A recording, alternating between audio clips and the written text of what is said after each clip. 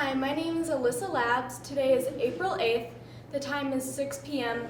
We are at St. John's Northwestern Military Academy. I'm interviewing Don Peterson, who was born on May 21st of 1930, making him 88 years old in Rockford, Illinois, and served in the Korean War between 1951 and 1953. Don Peterson was a typist in the Army and served as a clerk. This interview is sponsored by the Bell Tower Memorial. All right, so the first question I have for you is, what were you doing before you entered the service? I was working as a clerk at Mobil Oil in Milwaukee. Nice. I wasn't able to afford to go to school, to college, so the best I could do when I was 18 years old was to get a job as a clerk at the oil company, and then I was drafted when I was 21. Anything else? Do you do any activities? I played a lot of golf, if that's an activity. Is it fun? Oh, I love golf. Arthritis got the best of the golf though about 2 years ago. Nice. So what was your first impression of the Korean War before you entered it?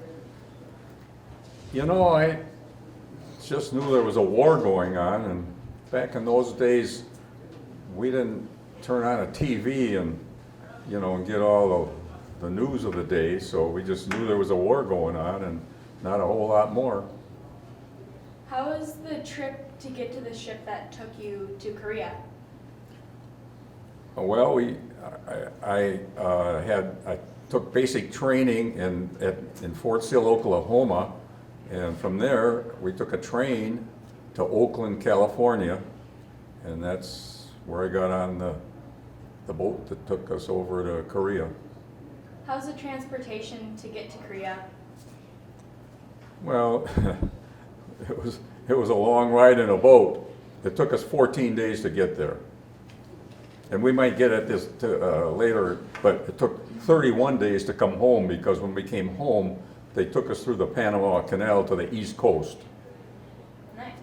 And then how was your adaptation to the military lifestyle? Well, you just did what you were told to do, and like everybody else. It was a little easier, because I think if you're all by yourself, it would be harder than to be with a few hundred other guys that were in the same boat you were. And I was kind of lucky. I was away from home 3 years already, and some of the guys, they were probably all around my same age, but they probably lived right in the Milwaukee area. I did not. So it was a little easier for me to adjust to the service.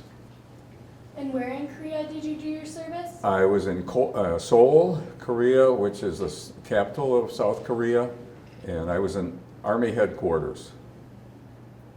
And did you learn any foreign language during your time?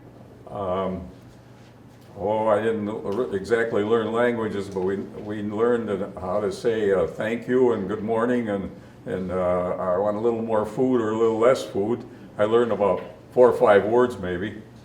That's all we needed to know. Taksan was a lot, and skosh was a little, and anye hashemnika was good morning, how are you? That sort of was it. Just to kind of get around? Yeah, I didn't learn Korean though. Yeah. So could you tell me a little bit about your earlier weeks in training? Well, in training, as I mentioned, I was in Fort Sill, Oklahoma, and that's an artillery training base. And we were trained on the 105 howitzer, which is a artillery piece that's on wheels. And I was trained as a fire direction man, meaning I was up closer to where we were trying to hit the target, and when the artillery shell was fired, I would have to observe where it landed, and then I would have to radio back and tell them, add 50 yards or 50 yards to the right or 100 yards one way or another, and that way we kind of zeroed in on the target. So it was kind of dangerous to be up there? Not really. It would have been dangerous maybe if I was doing this in Korea, but this, you asked me about basic training, and there Yeah. wasn't much danger in basic training. Very true. Okay. And then what did you do during your specialty training? Well, the specialty training was the artillery. The basic, I was in training for 16 weeks, and the first 8 weeks was kind of infantry training, where you were just trained with weapons and that sort of stuff. And then we specialized in the artillery training after that. And then, so you became a typist in the military? I correct? did. Actually, when I left basic training, I was an artillery guy. I was also a truck driver, and believe it or not, I was a truck driver, and I never had a driver's license before I went over there. Back in those days, you didn't get a driver's license when you were 16 years old like you do now, and so I never had a car and never had a driver's license. I was only 21. So anyway, I was a truck driver also. And then when I headed to Korea, I figured I'd either be an artillery or a truck driver. And I got over there and they said, well, how about going to clerk type of school? I said, okay, that sounds good. So that's what happened as far as being a clerk in Army headquarters. So what was that like being a clerk? Well, I was mainly a lot of typing. And I was in psychological warfare, and we were involved mainly in just dropping millions of leaflets over the enemy lines. And how many days a week did you work as your clerk? How about 7 days a week? You didn't get any? No. But again, I was not up on the front lines. But it's kind of hard to tell one day from another, really. Yeah. So going off that, what was it like on you to be in warfare? Well, I'm not sure I understand. Mentally or physically, how was it on you to? Oh, I was okay. It was no problem, really. I mean, it was like an everyday. It was like a job, and you just went to work 7 days a week instead of 5, like you do, around here. Mm-hmm. And I adjusted pretty well to the service. And you talked about psychological warfare. So what did you do for that? Well, I was just a typist in the headquarters there, but the main job was that they dropped millions and millions and millions of leaflets, and those leaflets were dropped over enemy territory, and they were trying to get the enemy to surrender. That was mainly what we were trying to do. And how did you get the ideas for the leaflets? The which? The leaflets. How did you get the ideas for them? I don't really know where they were printed. All I know is that they were printed, and they were taken up into a big plane, and they were thrown out of the plane. That was the way they did some of them, and some of the other ones were delivered by artillery shell. The leaflets were in the artillery shell, and it just disintegrated or whatever, and that's the way we got leaflets. That was one of the ways we did it. And what kinds of information was on the leaflets? Oh, I would say they would play to a unit's weakness. Like if they heard that this particular unit was on the front lines for a long time, they would tell them to surrender and you won't have to be on the line so long. And maybe they found out that the food wasn't so good, and they would try to psychologically get these guys to come surrender. Yeah. So how you tapped on how the leaflets were distributed through a plane, correct? Most of them were distributed by airplane. Yes. And what kind of hardships did you endure during your time? I can't say that I endured any hardship. I mean, I was away from home for, a year and a half, and I worked, like I said, 7 days a week, but it was no big problem. I mean, back in those days, it was just a way of life to get drafted and put your 2 years in, and it was not any great hardship. What was the weather like?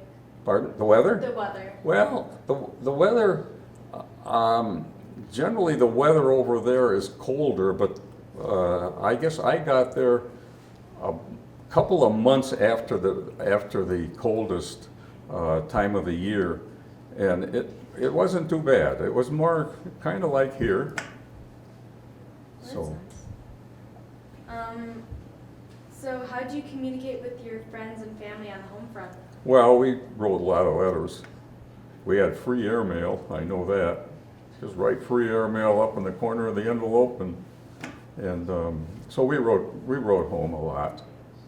Was it hard to like get it sent through? No Pretty easy? problem. Did it take long time? I don't think so. I guess I didn't know how long it took. I assume it 3 or 4 or 5 days. Oh, so it's not very long. No, but I'm not sure on that. Yeah. Just kind of Well, estimate. we wrote every day and got letters from our parents, and some of the guys had girlfriends. At that stage of the game, I did not have one, so I wasn't writing back and forth every day to my girlfriend. So, do you have anything else to share about your time during the war? Well, not really. It wasn't. It was great getting out, and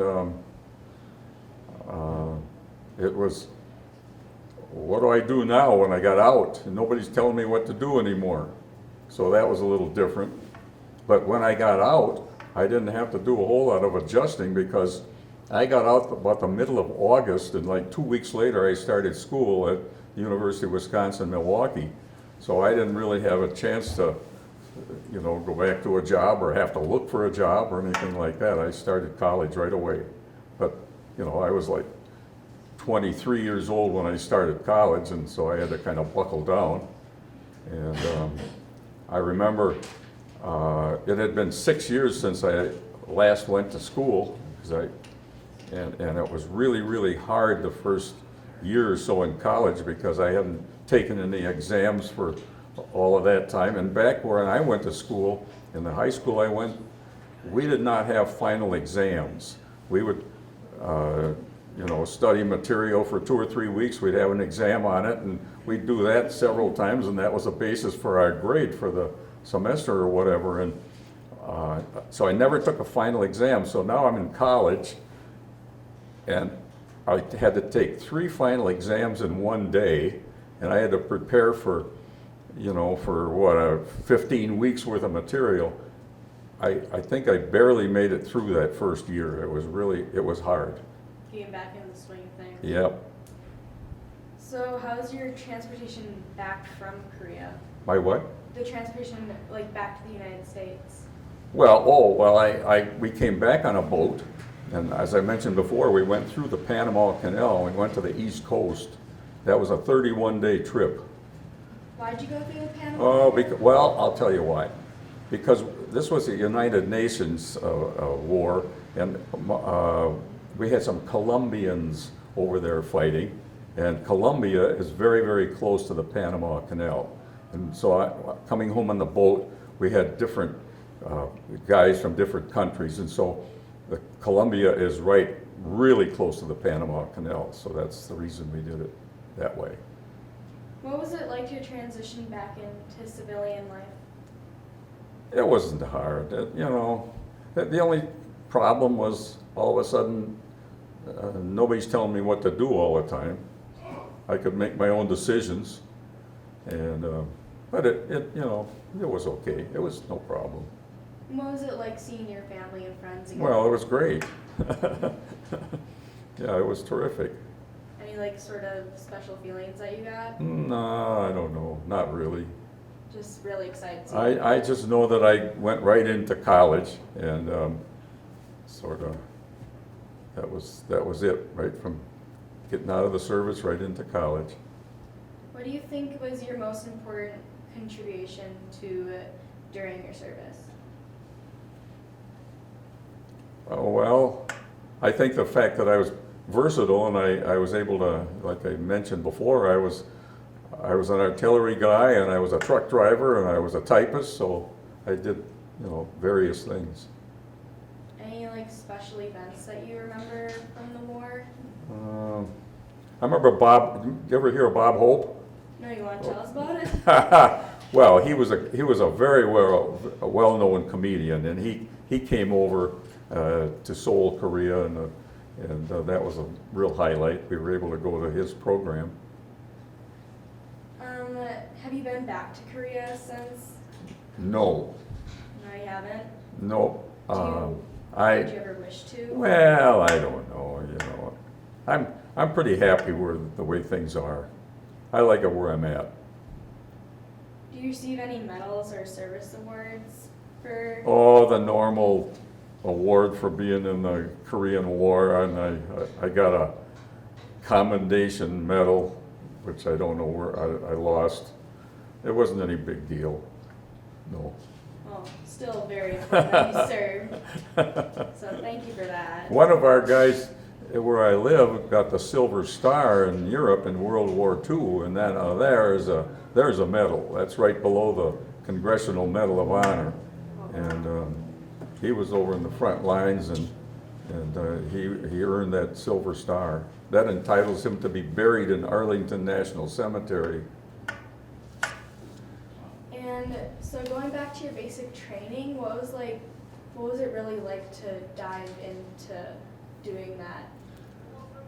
Well, it was harder for some of the other guys that had never been away from home. I remember laying in the barracks that first few weeks, and you'd hear sobs, and that was mainly because guys were homesick, and that's the one thing that I can recall. And so you've been away from home before? Well, I had been away from home for 3 years because I graduated from high school in 1947 in Manitowoc, and from Manitowoc I came to Milwaukee to go to school, which I went for about 2 weeks, and I determined I couldn't afford it, so I just found a job. And anyway, I'd been away from Manitowoc for 3 years before I was drafted, so I didn't just come from home into the service. And what did you train in again? In artillery.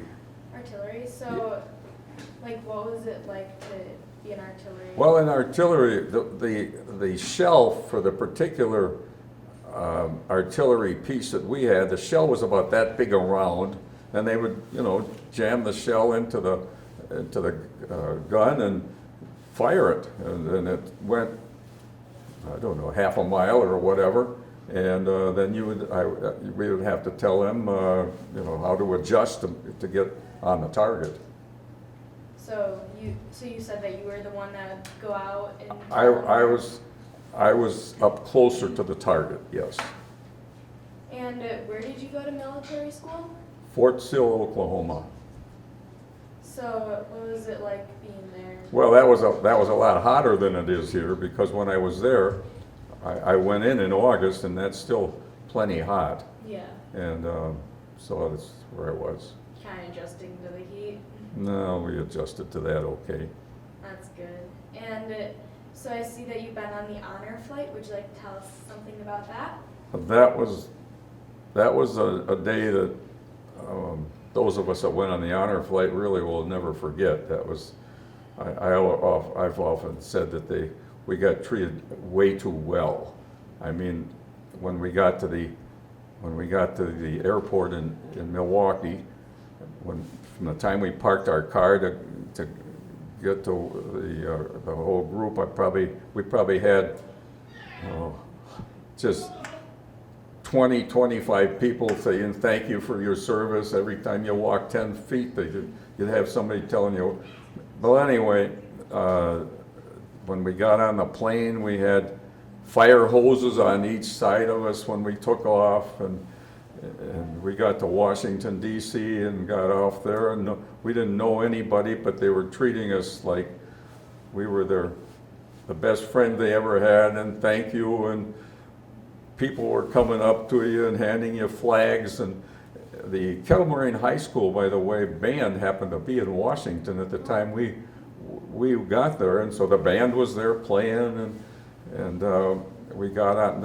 Our trip around Washington that day was primarily by bus, and we got loaded on one of these buses, and all of a sudden I hear this siren, and looking around to see where the paramedics were headed or what. Well, it was a police car escort. From the time we got there, everywhere we went, to all the monuments and everywhere we went, we had an escort, and it was just terrific. And then when we came home, I mean, that still kind of chokes me up when we came back to Milwaukee. I mean, that was unbelievable. The greeting that we got.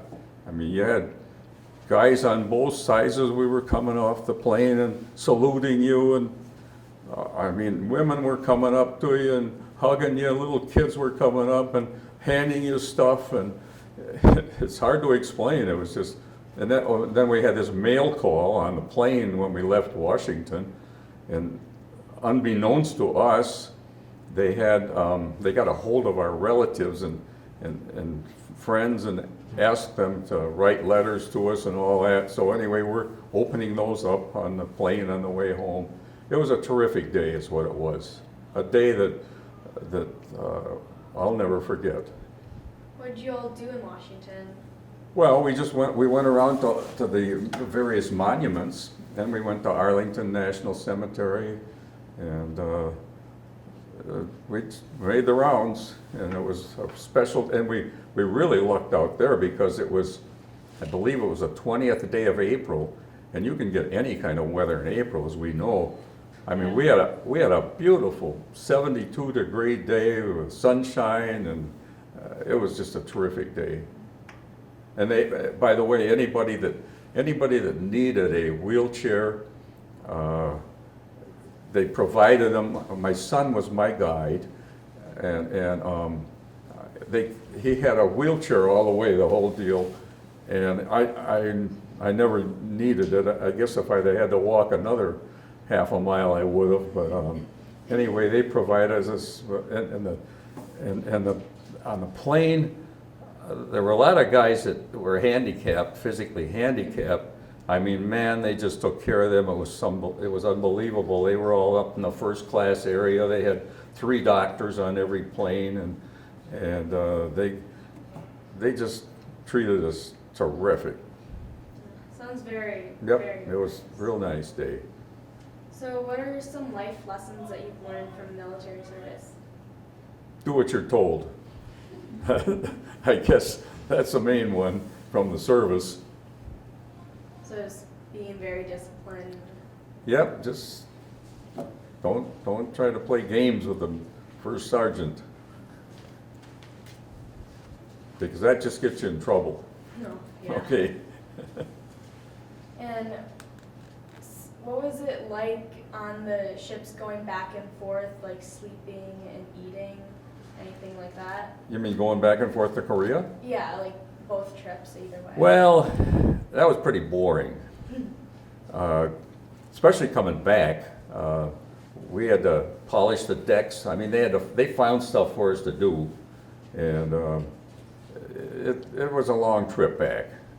Going over, I guess we were all just feeling sorry for ourselves, you know, thinking the worst.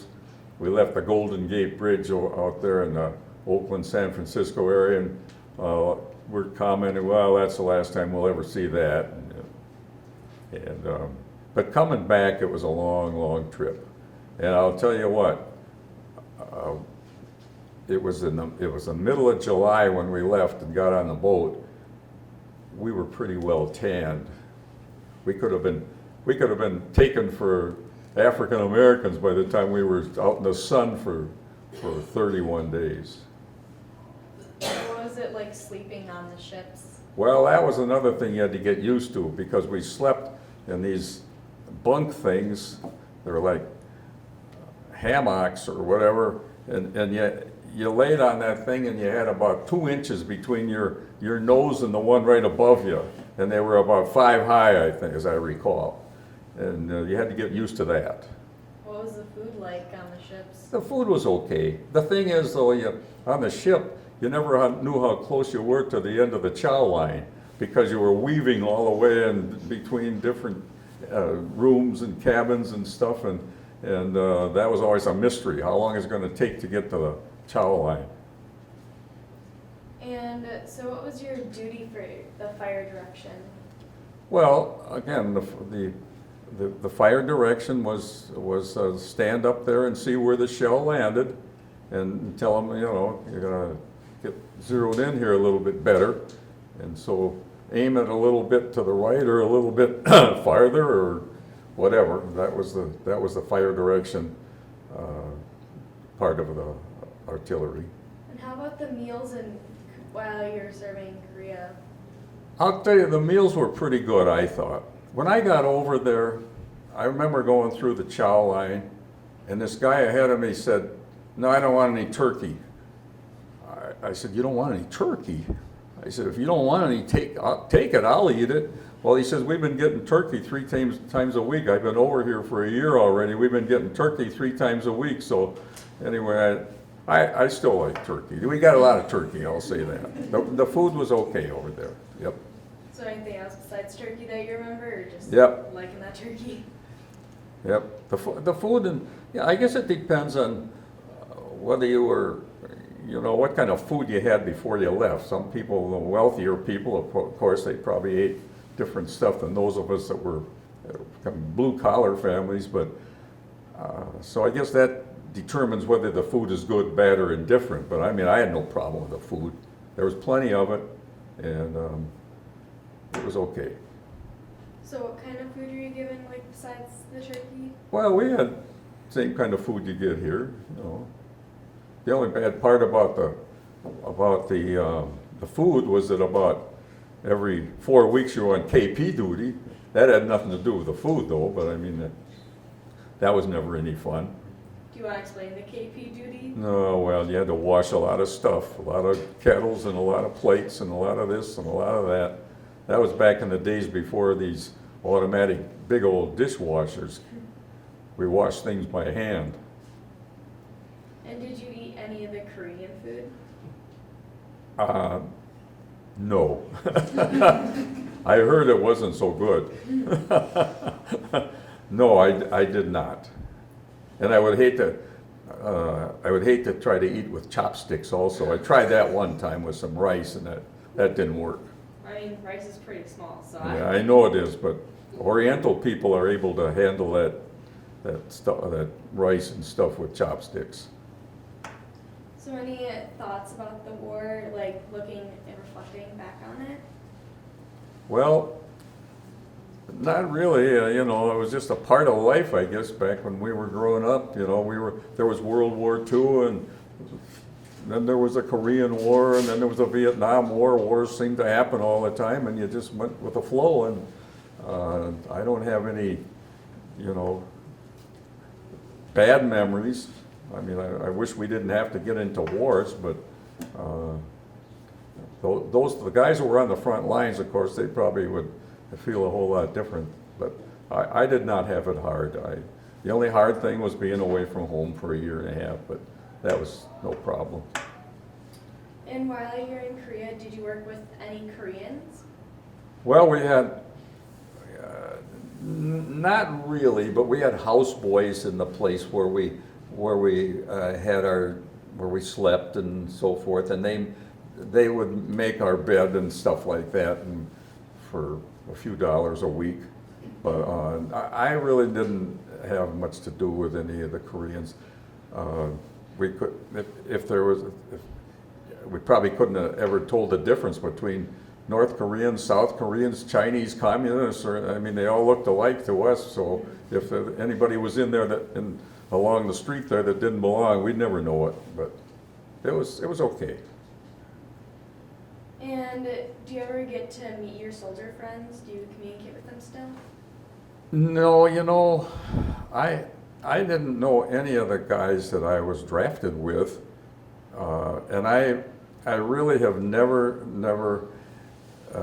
been in touch with any of them after that because, well, we just all went our own ways. We never knew each other before, and we sort of all went our own ways after we got out of the service.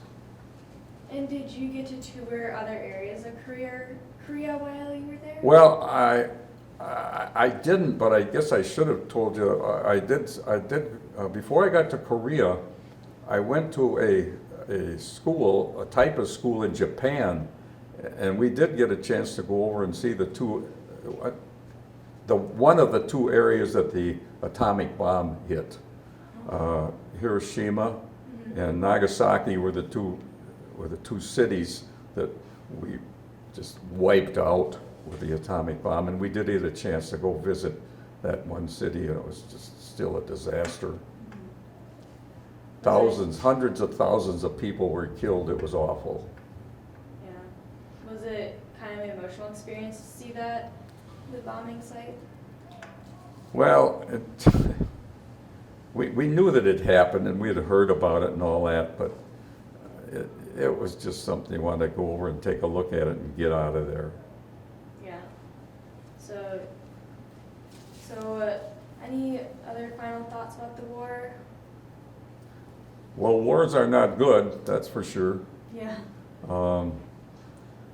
My thing is that I did not have it all that hard, but a lot of guys really did. Those are the ones that they should have been thanking for the service at the airport and all over, and I didn't have it hard. I just, like I said, I was working 7 days a week, and that you got used to. Any other thoughts or ideas that you'd like to talk about during this interview?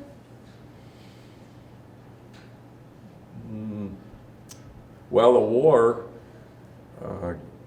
was the reason I was able to go to college, because I couldn't. My family was strictly blue collar, and there was no money for me to go to college. And back in those days, we didn't know a whole lot about loans to go to college. And so when I got out of school, out of the service, the government paid us $135 a month. Back in those days, $135 was worth a whole lot more than it is now, but that enabled me anyway to go to school. And the tuition, I think at Wisconsin was like $75 a semester. You know, all your books for a semester would cost you about $12 or $15. So $135 went quite a ways. I wish that was like nowadays. Well, yeah, right. You go out to eat one night and celebrate, and you might spend that much for but anyway, everything has been. I've had a good life, and the service was just no big problem. Would you appreciate being in the service to help you get into college? Oh, I don't know. I think that at the cost of going to college now, you might consider trying to get into one of the academies, because there you got your school paid for. But it is what it is. All right. So now to close everything up. Okay. So in closing, this has been an interview with Don Peterson regarding his service during the Korean War. My name again is Alyssa Labs, and the time is 6:27. And so thank you for agreeing to this interview. Okay, Alyssa. And again, It's thank my you for pleasure. your service. My pleasure. Thank you. Thank you. Okay.